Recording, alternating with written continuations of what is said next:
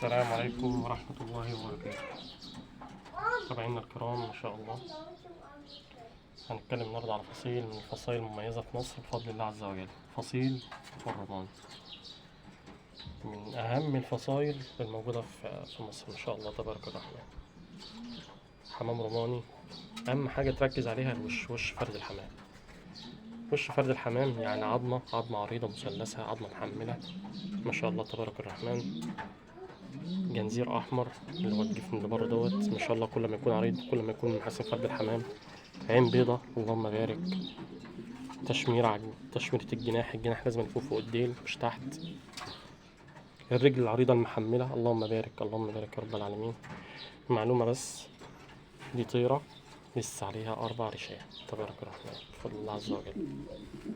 الديل مش موجود اصلا لان هي في قلش، فمفيش ديل بفضل الله. الفردة مستوى قوي جدا اللهم بارك.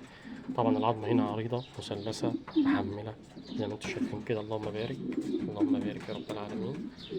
فرد الحمام طوله رغم مفيش ديل حوالي معدي 45 سم اللهم بارك اللهم بارك بفضل الله عز وجل.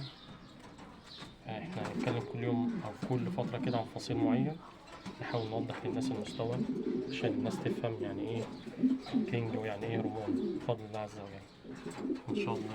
وان شاء الله معاكم هيكون اللي جاي افضل باذن الله عز وجل في الفيديو.